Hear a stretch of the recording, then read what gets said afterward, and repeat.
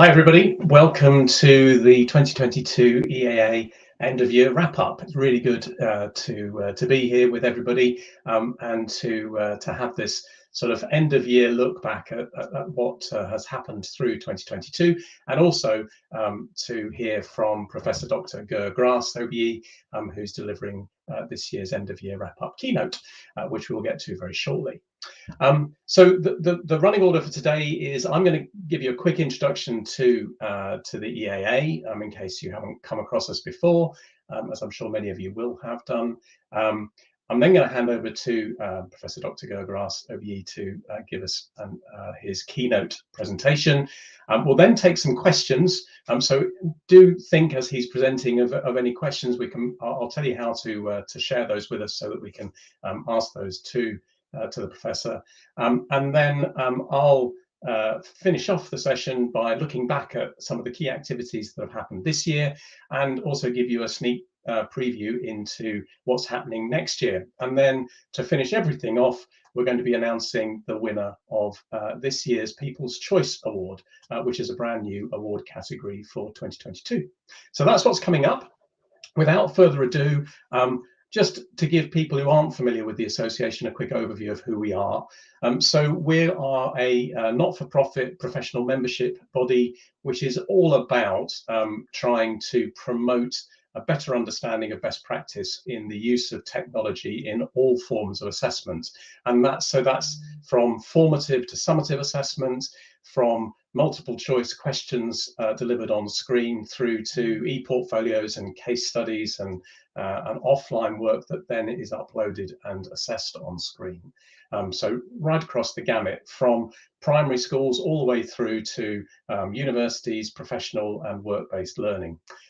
We've got a membership now of nearly 3,000 people, and they come from all over the world, from countries as far away as New Zealand and Australia, from Africa, India, right across the globe, and of course here in the UK too.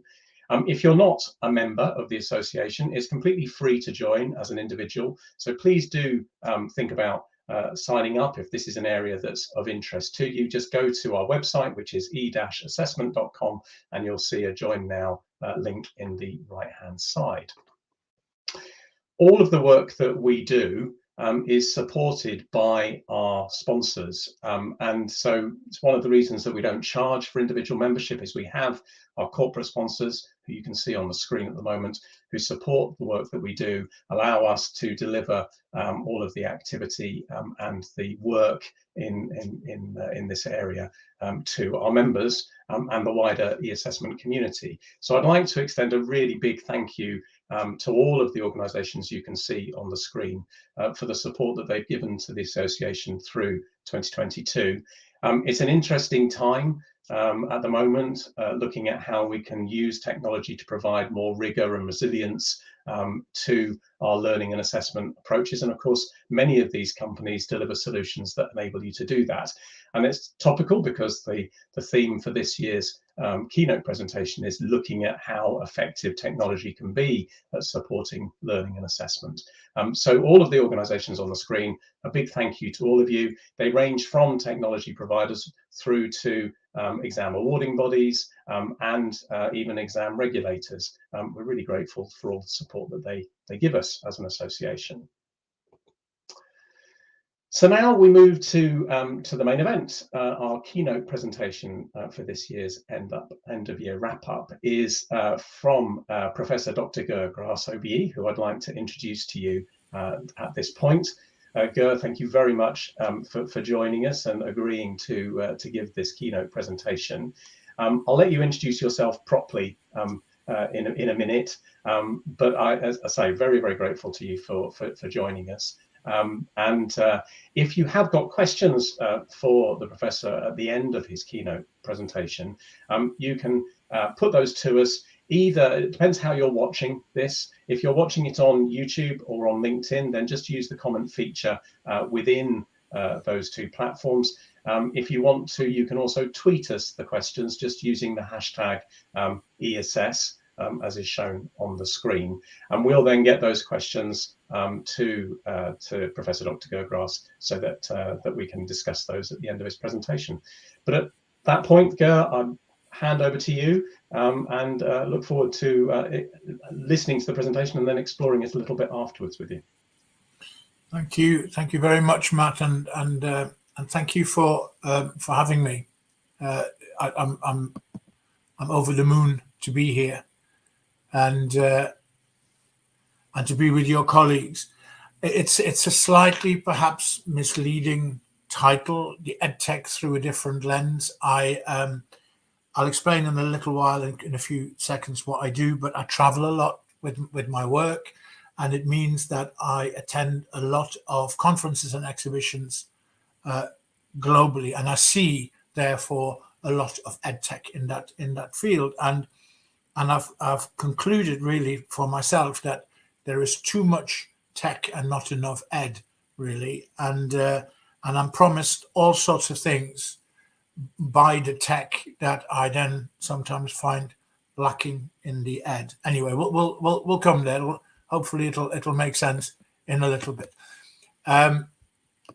So this is me, Alex Beard. My good friend called me Jean-Jacques Rousseau meets Willy Wonka. That will do. I'm a German teacher, secondary trained. I became a head of faculty, then became an advisor, introduced languages into primary schools, and accessed lots of European money.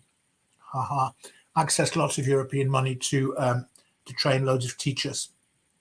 Joined the dark side, became an inspector for a while, then became Anakin Skywalker again, and we're now towards the late 90s, and the Blair government, which came in, put a lot of money into education and tried certain things differently.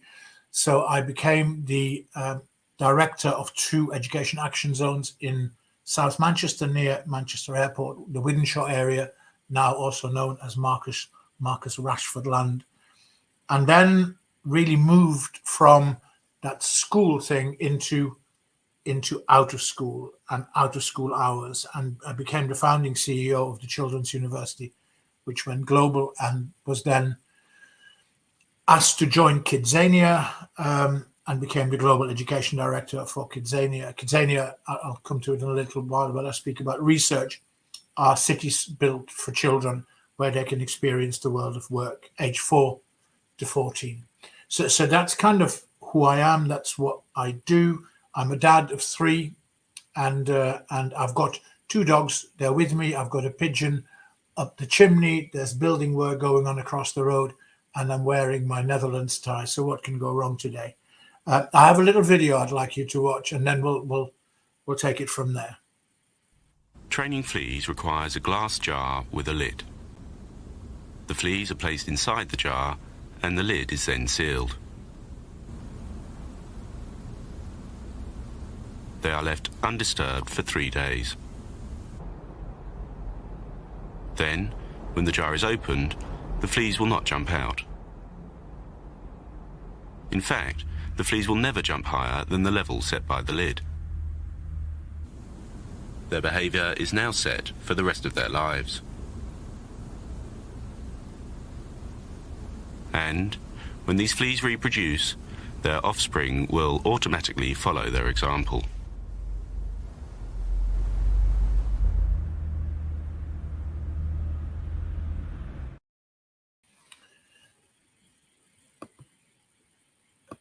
So that's it, and please hang on to that for a minute, because I'm going to come back to that jar in a second.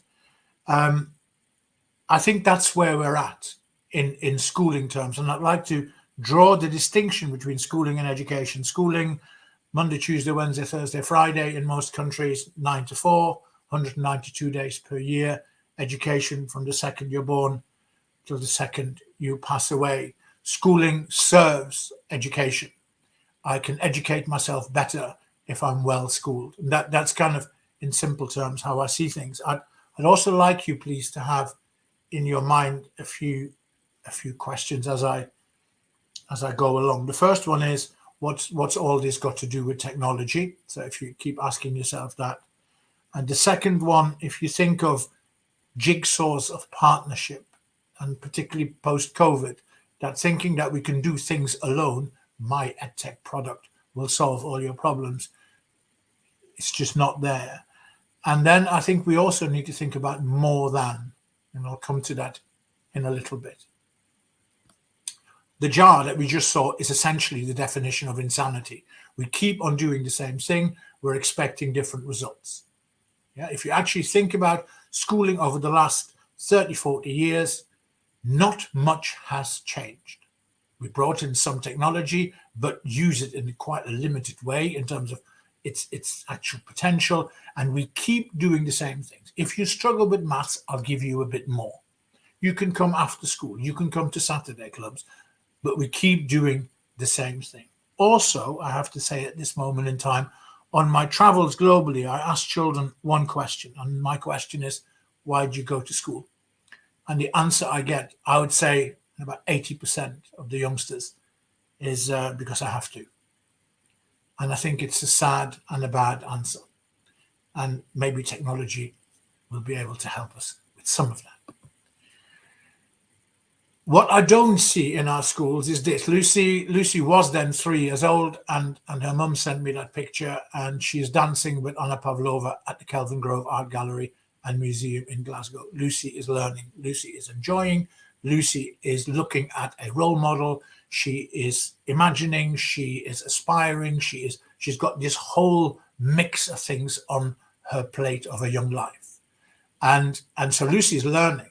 Whereas you might begin to argue and think that schools are places where children are taught.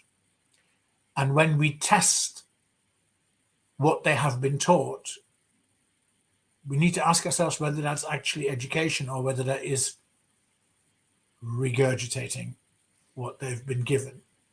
And don't get me wrong, been given very, very, very often by brilliant teachers, because otherwise I suspect many of them would vote with their feet.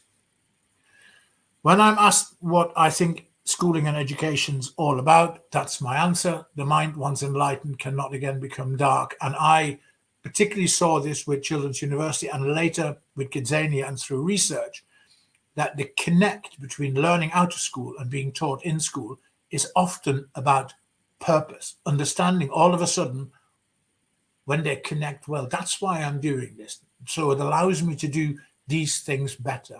And that's when the light goes on. And once that's on, you can't turn it off again. You cannot unknow things and unexperience things. Back to the jar, back to Wythenshawe, Marcus Rashford land, where I asked lots of children the jobs that they could do at the airport. And the answer I got from very young children to older ones were the things they could see. Which is about 55% of the jobs in an airport. The 45% you just can't see. They're behind closed doors. So you can't aspire to 45% because you don't know that they exist. And then I asked those youngsters, look, you can look up, you can see the aeroplanes, you can fly planes, you know. And the answer I got from very young children was that people from here don't fly planes. So there's your jar. It's limited and it's got a lid on it. And I don't think that in what we're doing in schools at the moment and what we're testing and how we're assessing actually does anything about that. Part of the issue for me is that my favorite book, The Little Prince, all grown-ups were once children, but only few of them remember it. So when we talk about children and young people, when we deal with them in terms of their behaviors, their expectations, and our trust, I think we forget sometimes what it was like when we were 14 or 16 or 8. Yeah, and I think that's really sad. And we have to remind ourselves as teachers, as parents, co-educators, that we were once that age. So I hear this stuff, an example. I hear a lot of children are always on their phone. They're always on their phone. You know, my daughter, she leaves the school and she comes home and instantly she's on FaceTime with her friends. And I'm kind of thinking, well, hang on a minute. But when I left school, I used to go home. I used to sit on the stairs. We had a phone that was attached to the wall and it had a kind of cord bit on it. But my mother used to say, you've only just seen your friends and now you've come home and you're on the phone again to them. So I don't think much has changed, except that I think our youngsters now have better technology than I have. Let's just watch this video very quickly.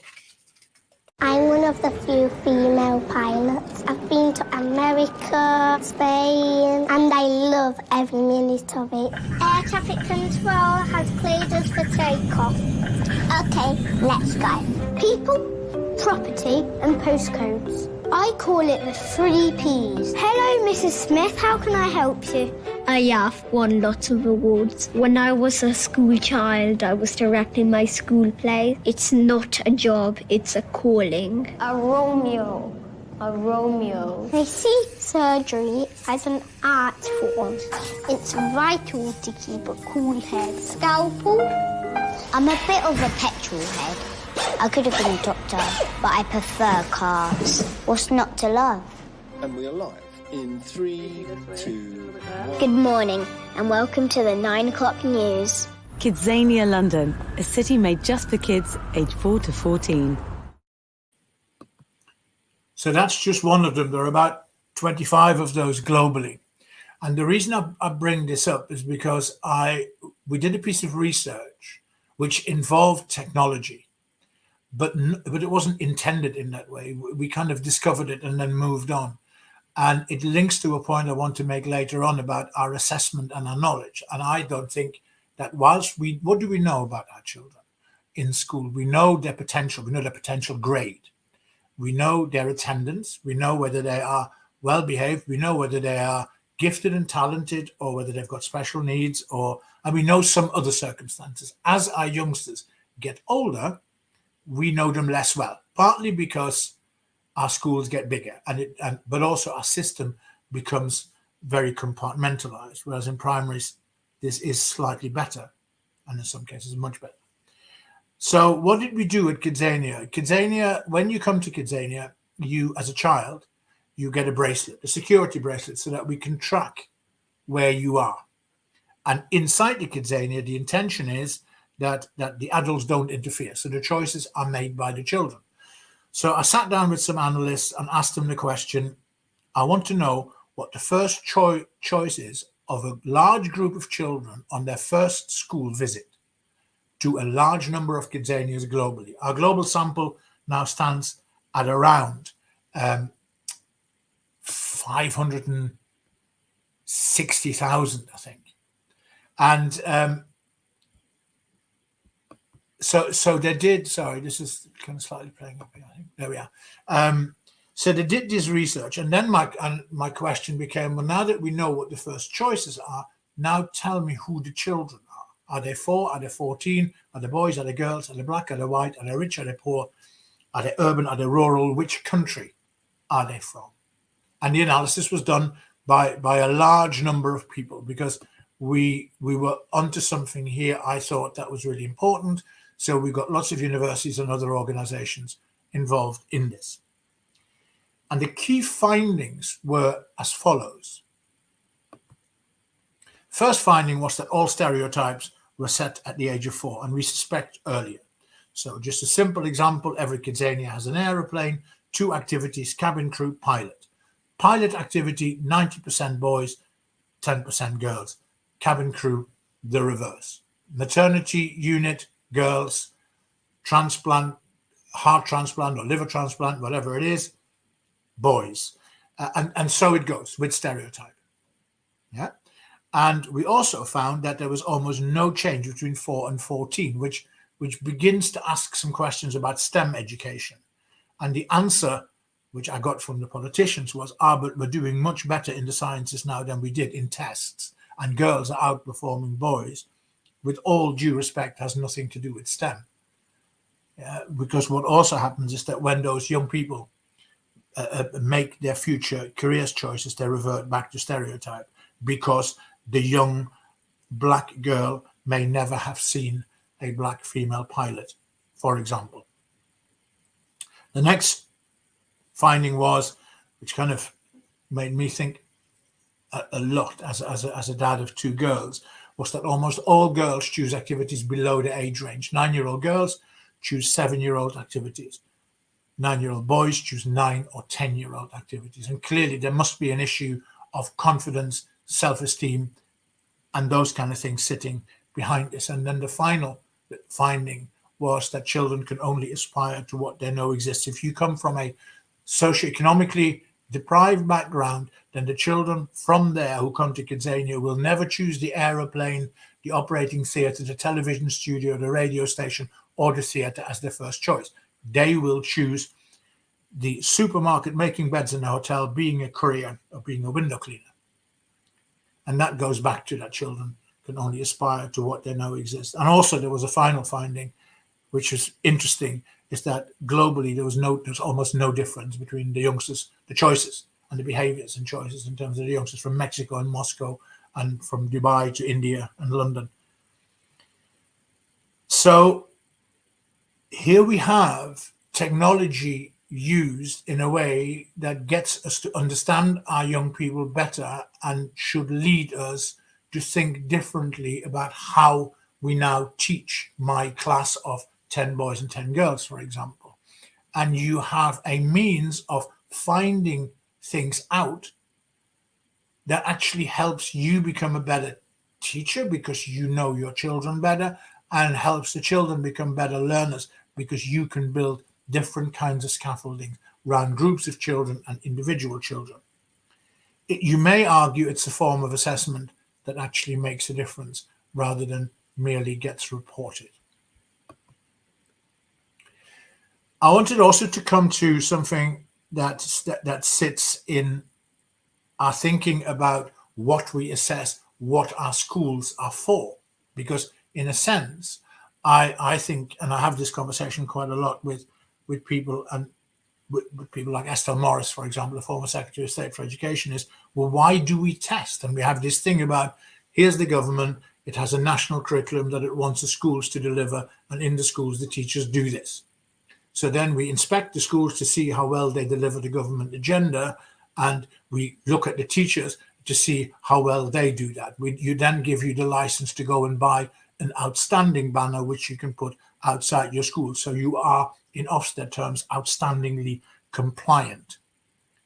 You could have that conversation for a very long time without mentioning the word child once. The picture you see is of a school during COVID. In those boxes, 400 every day, is children's work and food. And the school is much more than a school, because that particular school, like so many others, are owned by their community. Barcelona Football Club's motto is Més que un club, more than a club, because Barcelona is owned by its membership. I think that post-COVID, we have a brilliant opportunity to create more than a school and to actually serve our children and our communities together, empower them to become stronger, more independent, striving for their own successes.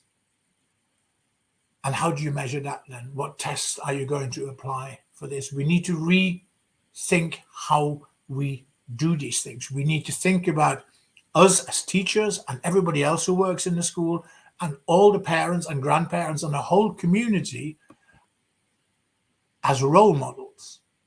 Yeah, because actually school improvement isn't just about the grades, it is about better people, isn't it? And children and young people look and copy, and we need to be mindful that we are the heroes. My now 27-year-old daughter, up to the age of 4, I was everything. It was daddy, daddy, daddy, daddy, daddy, daddy, and daddy. And at the age of 4, Mrs. Poole took over and I was completely lost. We need to recognize our importance in this. How do you measure that? We need to think about equity and equality as a starting point, not as an afterthought. And I think that's what we do. We think of it too much as an afterthought. So how do you measure that? And nobody should have to play second fiddle. I wonder what that young man was told during his life when he grew up. I wonder who told him that he would be able to play the cello with his foot. I'd be fascinated to find out what the story behind that is and how he was empowered and what data was used, what information was used to drive him. We need to recognize that there are experiences out of school that are as valuable as what goes on in school, and that those experiences link with what goes on in school. We need to measure, as I did with Children's University through Cambridge University, the impact of out-of-school hours learning. We need to actually measure it and stand it up and say, this is what works, this is really good practice. We need to also, in our world, think about technology. We need good technology, or do we need technology for good? I would argue we need technology for good. Good technology is very shiny and very flash. Technology for good makes a difference. And actually, what good is any technology if we had schools at the start of COVID in the more deprived areas of the country where 35% of the children had no internet access at home? So all we're doing is actually making the gap between have and have not and can and cannot greater. The school as a place of trust. Our children, my youngest daughter, she's 17, in the lower sixth, and much of the work that she does is around finding out what the truth is and who to trust. And we as schools, if our politicians don't do it, we as schools need to stand there. Truth is, of course, the second T that lies in this. And it's quite hard, isn't it, to find out what the truth is these days. They will come to us as the benchmark. And transparency is, for me, the third T. We need to think about that our children are all different and that our areas of the country are all different. And therein lies this wonderful book by David Winner called A Brilliant Orange, which is about Dutch football. But he has this really great thing in there that he says, if you give a child from the Netherlands a piece of paper and a pencil and you ask them to draw the horizon, they will draw a straight line, because that's what it is. And if you give a child from Sheffield, which is where I'm at the moment, a piece of paper and a pencil, there will be hills in there somewhere, and in other places there will be high-rise buildings and whatever. The point being is that we are all different. Our environments are all different. And a national curriculum, if we're not very careful, and national testing is not necessarily doing us all favors. The one thing that is absolutely clear from COVID, you know, all those futurists who were saying we won't need teachers in the future. Well, you know what? You were wrong. It doesn't mean that the role of our teachers won't change. It doesn't mean that, you know, there's this question, who is the teacher, the parent as the co-educator, all those things. But teachers are here to stay. So treat them well, give them a good pay rise and all that, because they're here to stay. And I'm very, very excited about that. We need to understand the partnership part. A child's education is an impact partnership, and teachers need to look at not just answers within, but they need to look to others outside who can help the child to learn better and to achieve greater. Careers education would be a really good example. I know nothing about careers, but I'm quite good at bringing loads of people in who do, right? And the same applies to all sorts of other subjects. Really important. I'm happily woke. I think we need more empathy. I think we need to recognize that our children are growing up in difficult times. And I think we need to tell them that that's okay. And we need to try as much as possible to lead by example, but we also need to get them to understand that we too sometimes struggle. How do you measure that? I think we need to be brave as teachers and as schools. We need activism, climate change on the curriculum as a natural science, and then testing about it. So what? Actually, the aim of that should be to create a few million Greta Thunbergs. We need to think of schools as places of hope. So please get rid of your outstanding banners and put hope next exit in their place. And we need to measure what we value rather than value what we can measure. And if some of that can be done online, if some of that can be done in electronic format, brilliant.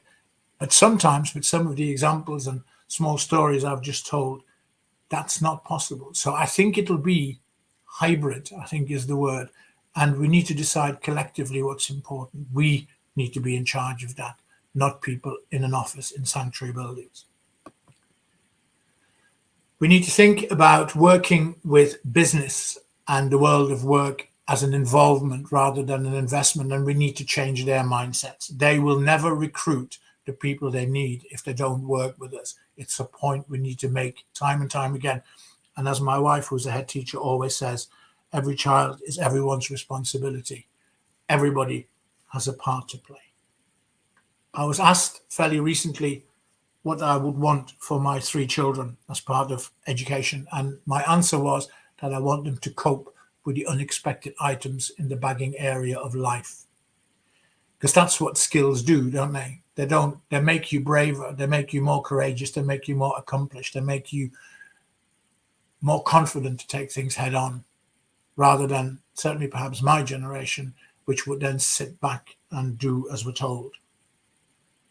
And I see my kids going that way, and it makes me very happy. I wholly subscribe to most of the things that OECD says, but particularly this one. It's about the people, the whole person who leaves us, not about the linguist or the geographer or the mathematician, but everything that goes with that. And when it comes to the future of education, this much debated topic, the future depends on what you do today. It's not something that is just going to turn up. We've got the future in our hands. And if we want decent people, if we want our young people to be decent people, we need to do something about it and help them. And finally, we're going to get things wrong. It's okay. Yeah, we should not have organizations like Ofsted that tell us that we're failing if we get it wrong sometimes. It's okay to get it wrong, provided that we are capable of learning our lessons and then try to put it right. And I know I've gone slightly over time. I apologize profusely. Thank you very much. Thank you, Ger. That was, well, I was going to say insightful and stimulating. I think those words probably don't do it justice. It's really interesting as a topic to look at how we try and help and support and nurture our students as they go on a learning journey, because that is what it is. And I was struck by several things that you said about, schooling, serving education. I think that's, absolutely the case, isn't it? But it's often lost in translation when we start to think about the different, journeys, schooling journeys that people go on, and they are a continuous piece as they move through their educational and working lives. The other thing that struck me before we start to talk a little bit about questions was that bit that you were talking about, kids saying, why do I have to go to school? Well, because I have to. And it struck me, and I was listening to something that a professor from America, Scott McLeod, profession of educational leadership at the University of Colorado, was saying in another event a few weeks ago. He was saying that our kids have tasted the honey and they have no interest in going back to what was. And that, I think, is a really, really important thing for us to think about, particularly in this post-pandemic period where our kids have been exposed across all of the age spectrums. People have been exposed to working at their own pace and having online learning and online assessments and all of that kind of stuff. So why do we immediately jump back to the way that it was? And often I think and I had a conversation yesterday with the CEO of a very large awarding body, and he was saying, I don't understand why we have this intent on looking at what's happened and how we fix that, rather than looking forward and saying, what's the future? What do we need to do in order to equip our learners on that future journey? And maybe it is that default set that we have in our mind that takes us back to the 19th century education system that we know and trust, to pick up another theme from your presentation, and we don't trust the new stuff that we could be using, and that's where the Edtech comes in to enable us to be able to do stuff better for the future. So yeah, reflections there on some of the things you were saying. I suppose one of the things that would be interesting just to understand from your perspective is where have you seen good examples of Edtech being used to support this move into a better future of educational space? Because I know you travel around the world, you see lots of examples of different education systems. Is there any one example that you could draw out for us where you've seen technology really helping achieve that goal of equipping students for the future? I think there are. I think that yes is the answer, and you actually don't have to look very far, despite all my travels. I would say it. I know it around where I am, and you will right where you are. Firstly in schools, often primary schools, that know their children very well, because actually Edtech isn't a one size for all thing either, right? So because in the end it is there to serve the child and to help the child serve her or himself. Yes. And in a sense build that. So it's part of a personalization, because actually what is it meant to do? It's meant to make it better, more enjoyable. If it comes to assessment, maybe even more accurate. It's meant to add awe and wonder, but only to the awe and wonder that I like. So little Lucy at Kelvin Grove would have a very different Edtech wish, perhaps, than other children. And so there is that side to it. And you find schools, brilliant schools like that all over the world. Right? And I personally think there should be an optimum size on schools anyway. But then we're into education decisions rather than economic ones. I think the other side of it, you will find brilliant technology and the use of technology in classrooms where the teachers and other staff in the school, and sometimes older students, have been afforded the time and the resource to be trained properly. Because there seems to be kind of some assumption that this can just happen. Yes. And that strikes me as just plain daft. I mean, I know we're good as teachers, right? But I draw the line somewhere. I was in chatting with my on a different program broadcast yesterday with my very good friend Tandy Tutu. We're talking about her dad, Desmond Tutu, and there were two things in that. Now Tandy's my age, and Tandy basically calls herself I am a BBT, born before technology. Yep. And at the same time, she was telling me that even at the ripe old age of 87 and 88, her dad used to send her emails back correcting the spelling in them. So there's all that, right? But whiz kid teachers, and I would not be one of those who have the confidence to say with a bunch of youngsters, let's just travel somewhere. Where shall we go today? Yeah? Actually, I would quite like to see the teacher who says, have you got your mobile phones on you? Shall we use them?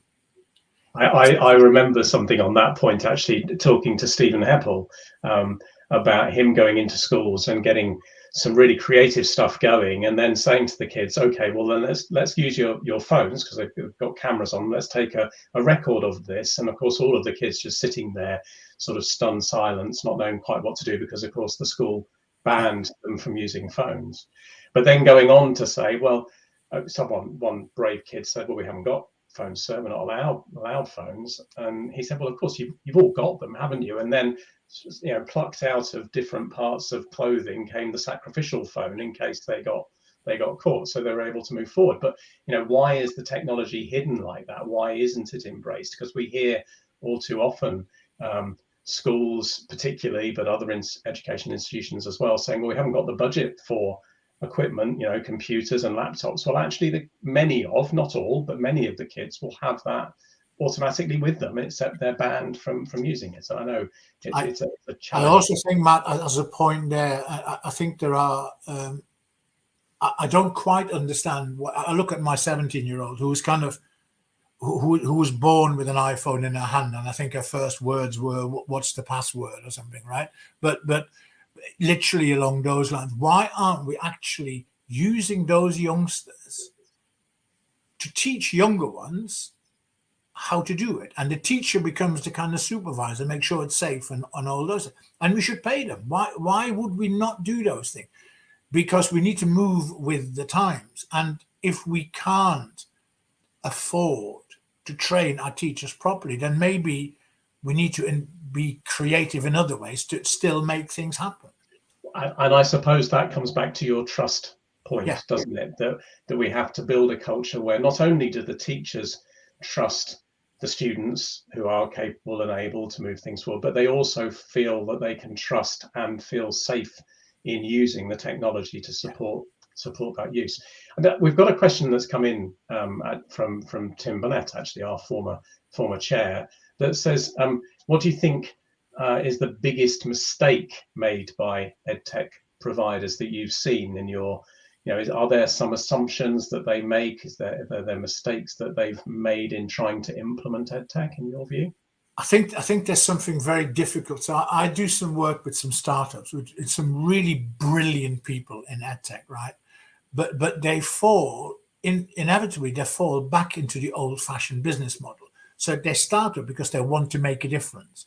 But in order to keep going and in order to attract the funding, they need to behave in certain ways. Sounds familiar, doesn't it? Yes. They need to behave in certain ways. So they have to conform to the norm. And therefore, it will take some very brave people to keep focusing on return on involvement rather than just return on investment. Because in the end, what will make the difference? What will make the EdTech product commercially successful in the long run? That will be how good it is. Yes. And what sort of impact it can deliver pedagogically. So part of it is, I think, Tim, is about that almost inevitable short-termism that is linked to business plans and funding. And the other thing is this pretends, and people just need to be a little bit more truthful about these things and a bit more transparent. This pretends that my product will solve all your problems. It'll do your ironing and your shopping. It'll keep the dogs quiet. It'll educate your children. At some point, we need to look at a child's education as a very big picture. And if we get the right pieces of the jigsaw, we will be able to see the picture. It'll be bright and brilliant. So if I'm an EdTech firm, I need to turn around and say, I can do that bit. And I've met a few people who can do that bit. We need to start talking about the children rather than the product. Just like we need to start to talk about the children rather than DFE, Ofsted, national curriculum. We need child-focused, and that's what they need to do. No, absolutely agree with that. I think we have time we're running a little bit late, but one more question, which has come into us via Twitter. So I'm not exactly sure who's posted this question. So my apologies for not acknowledging this. So the question that's coming from Twitter is, what next in terms of your points about inspection and education reform? That is quite a big topic. And just to add to that, and I think you and I had a similar interest in this. You referenced Estelle Morris in your presentation. She's one of my very, very small group of political heroes, because I was still teaching when she was Secretary of State for Education. And I was listening to her in an event the other day. Why are we so obsessed about age-related assessment? Why do we deliver assessments at age 11, age 16, age 18, when the kids may not be ready for that? And I think that goes back to this question that's come in from Twitter. How do we move things forward with inspections and education reform if we are so transfixed on the rationale for a lot of that being based on a sort of 19th century education model? How do we break out of that? It's a very big. I mean, we'd need a session on our own on that one. But thank you for the question, because it's of course it's incredibly valid.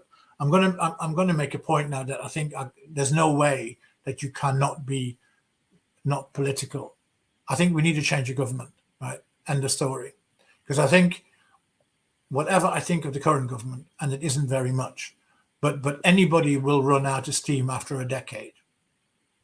I think we need new relationships between the professions and government, and we need trust in this.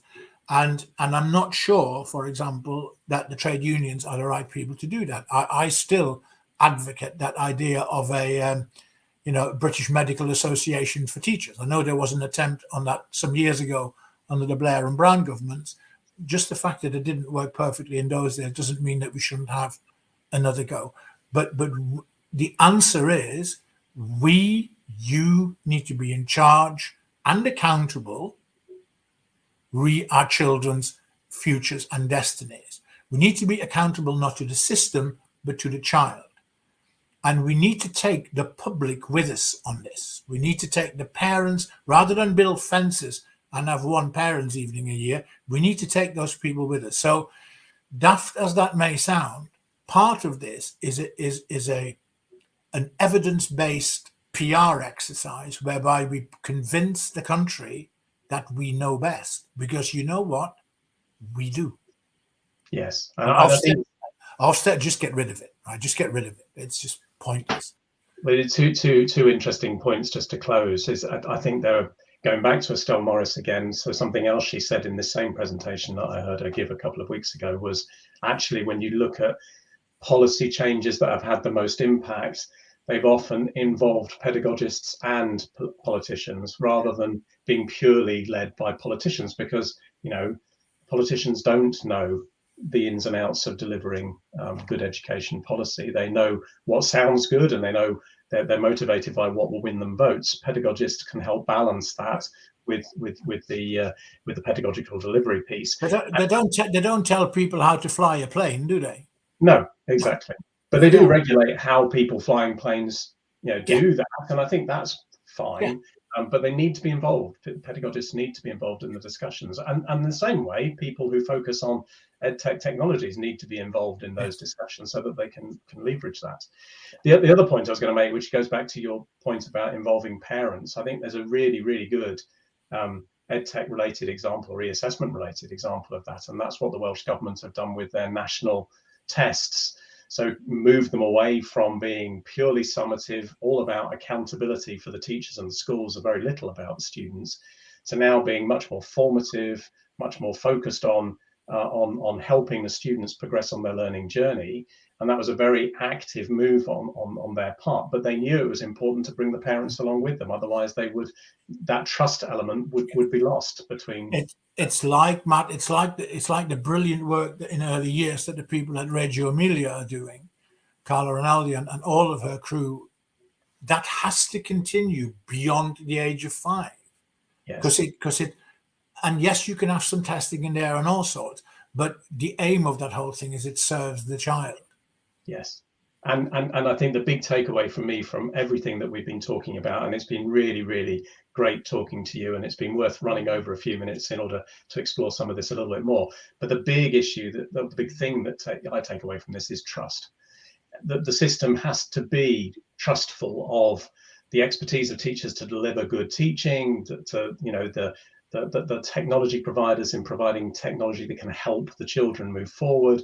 We all need to trust each other in order to be able to work together and move all of this forward. And I think that's a really, really interesting point. Thank you, Ger, for a really insightful and interesting keynote. Really, really great. And thank you for taking the time to join us today. My pleasure. Thanks, Matt. All right, no problem at all. Speak again soon. So that was the keynote. Really, really great, and thank you for the people who submitted questions for taking the time to do that. If I could have my slides back up on the screen, we'll take you through just a few more bits, really looking back at some of the key activities that we've as an association have done over the last year, and then looking forward to 2023. There's quite a lot of stuff to talk about if we look back at this year. This year, one of the big things for the association was our first in-person conference held in London in June. And for those of you who came along, thank you for doing so, particularly given that we were beset with problems with national rail strikes here in England at the time that we were delivering the conference. It was really great. I'm not going to go into all the details that you can see on the screen there, but some highlights for me in looking back at this year's conference was the really great to see the international engagement with the conference continued. We had delegates, as you can see there, from obviously from the UK, from Europe, US, Canada, Australia, the Middle East, and India. And it was great to have all of those international perspectives come together to share case studies, stories of best practice through the conference.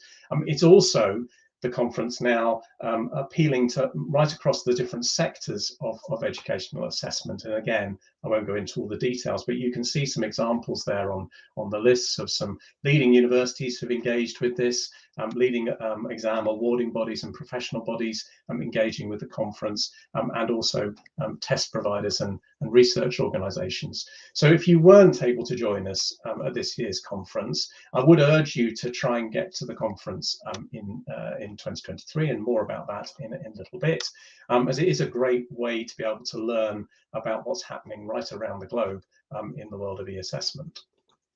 Some of the other things that we were doing last year, so we had a range of other events that we either arranged or took part in. So again, I won't go through the whole list. There are a couple of things to highlight though.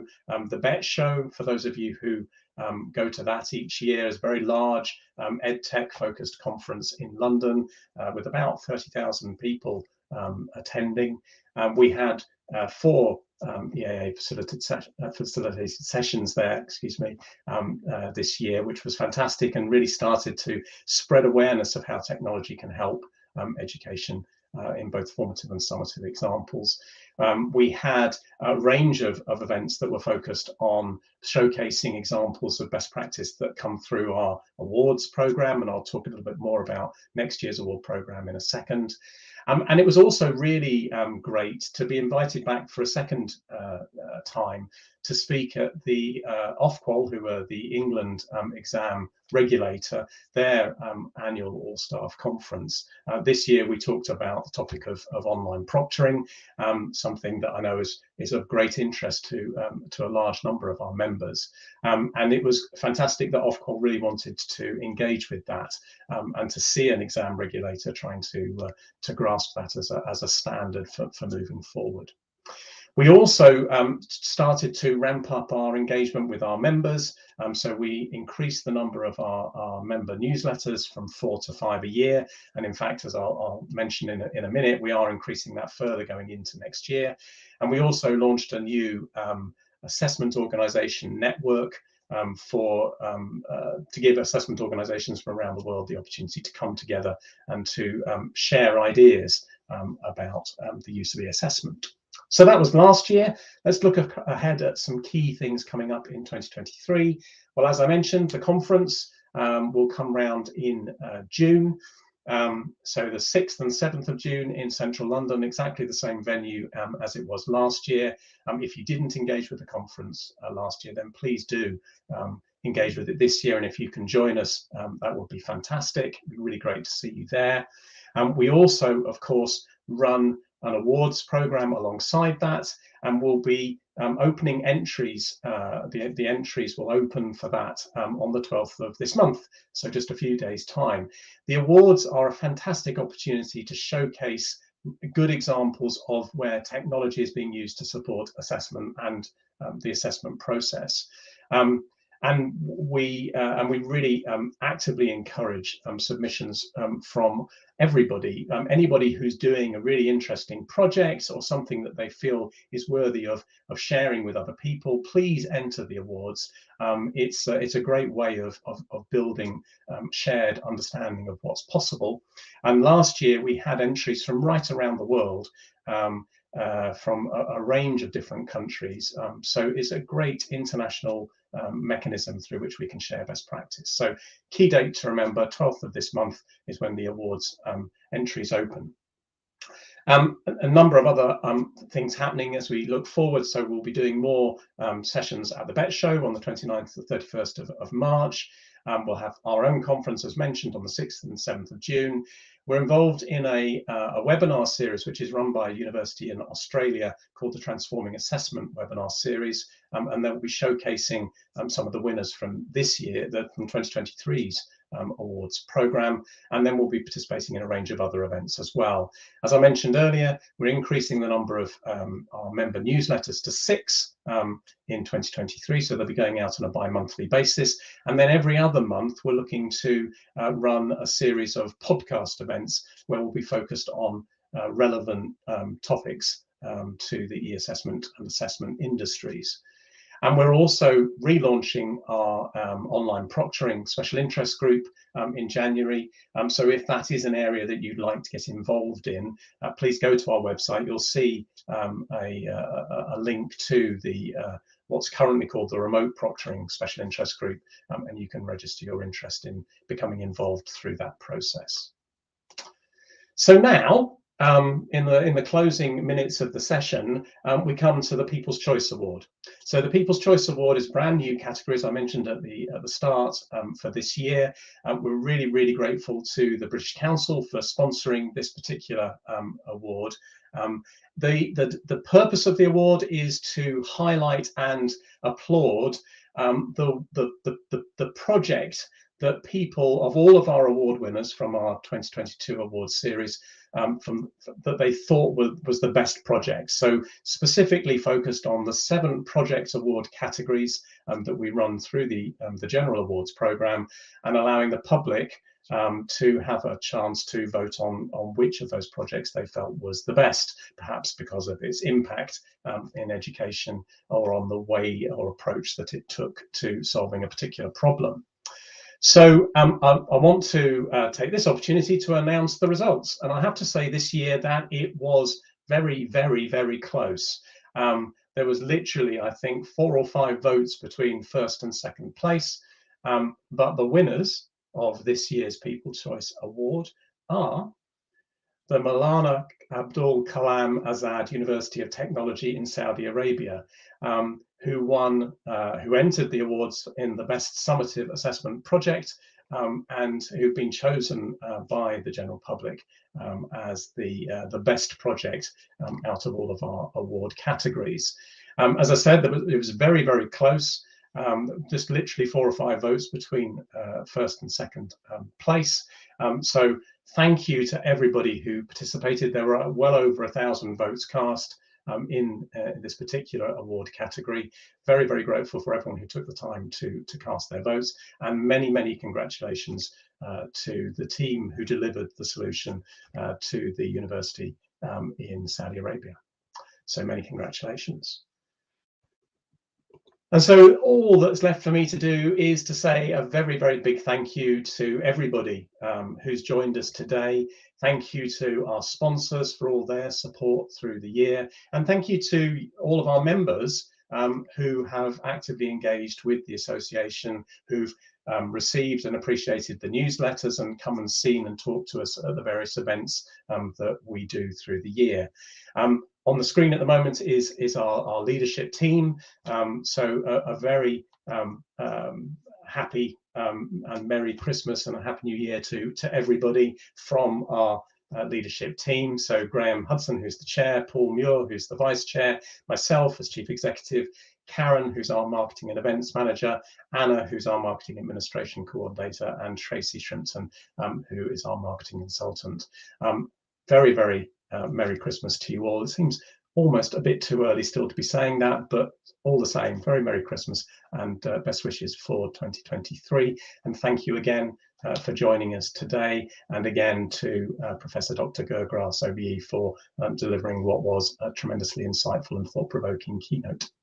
Thank you, and we look forward to seeing you all at another event as we move forward into the new year.